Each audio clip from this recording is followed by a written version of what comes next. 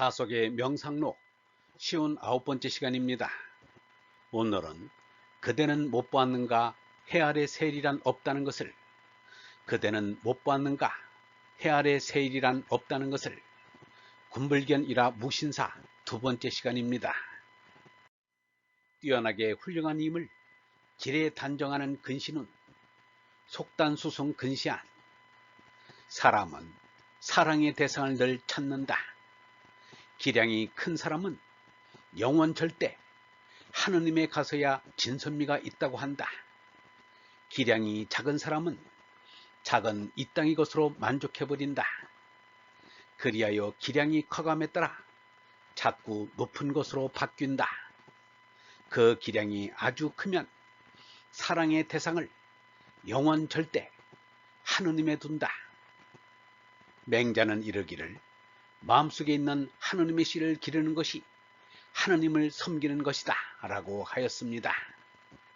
사람의 자식도 너무 어리면 죄 아버지를 잘 알아보지 못합니다.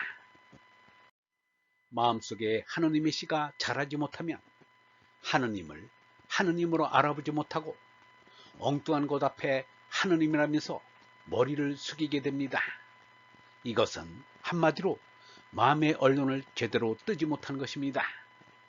그리하여 하느님이 아닌 것을 하느님으로 속단하고 오판한 것입니다.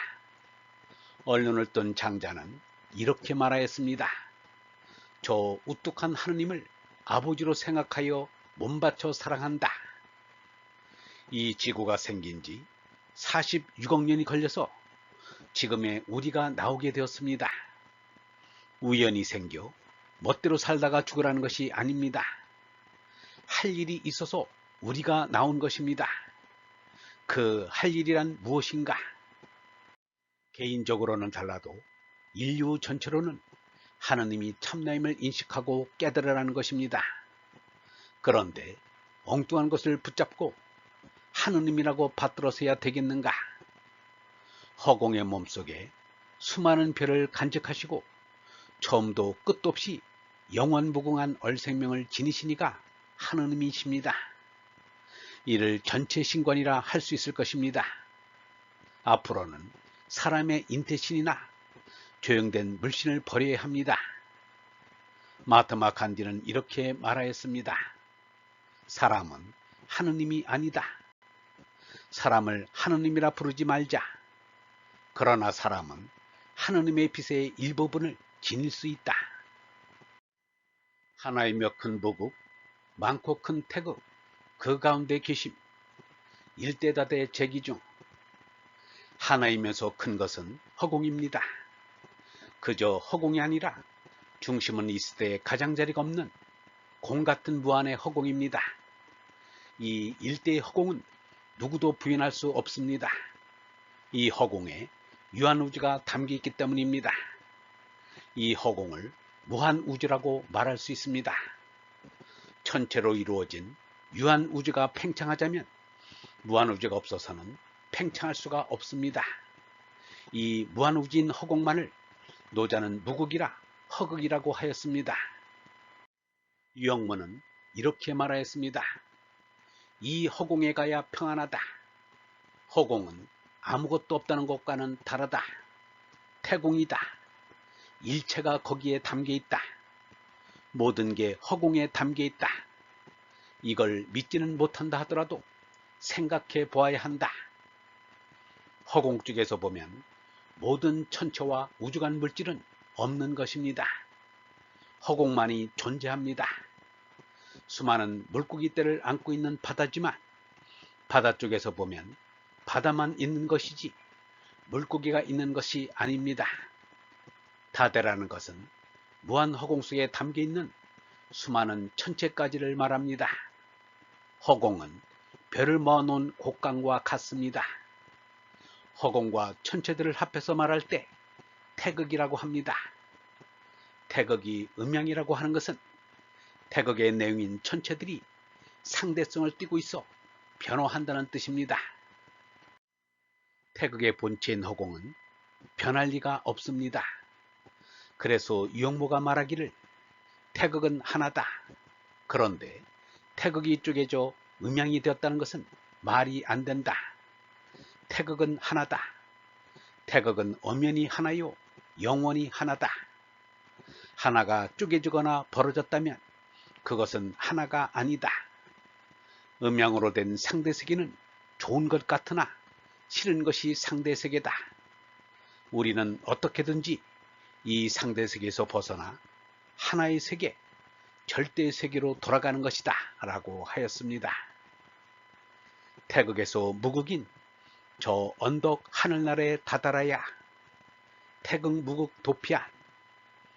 태극과 무극은 다른 것이 아닙니다. 한 가지로 하느님을 일컫는 말입니다. 그런데 태극이라 무극이라 다른 말을 쓰게 된 것은 까닭이 있습니다. 어느 쪽이 자리에서 보느냐에 따라서 다른 것입니다. 상대에서 절대를 보면 절대에 안긴 상대가 다 보여 태극이고, 절대에서 상대를 보면 상대는 없고 절대뿐인 무극입니다.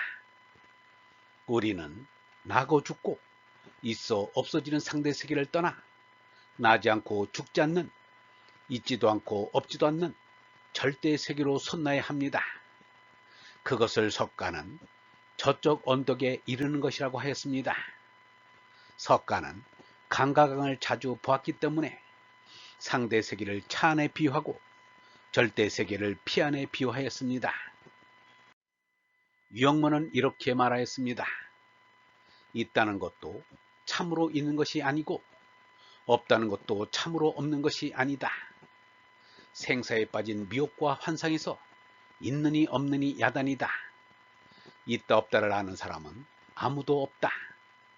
다만 우리 감각이 있다 없다 하는 것뿐이다. 있다 없다 하는 것이 마음인데 마음도 영원한 것인가 하면 그렇지 않다. 마음은 생사의 제한을 받는다. 몸은 죽어도 죽지 않는 것은 하느님의 생명인 얼뿐이다. 얼생명으로 거듭난 이는 몸이 산다는 것도 죽는다는 것도 아무것도 아니다. 얼번 여러분, 사람은 사랑의 대상을 늘 찾습니다. 기량이 큰 사람은 영원 절대 하느님에 가서야 진선미가 있다고 합니다. 마음속에 하느님의 시가 자라지 못하면 엉뚱한 것 앞에 하느님이라면서 머리를 숙이게 됩니다. 사람은 하느님이 아닙니다. 그러나 사람은 하느님의 빛의 일부분을 지닐 수 있습니다. 우리는 나고 죽고 있어 없어지는 상대 세계를 떠나 나지 않고 죽지 않는, 있지도 않고 없지도 않는 절대 세계로 솟나야 합니다. 몸은 죽어도 죽지 않는 것은 하느님의 생명인 얼뿐입니다. 얼생명으로 거듭난 이는 몸이 산다는 것도 죽는다는 것도 아무것도 아닙니다. 영성신학원 다석아카데미의 하늘소리였습니다.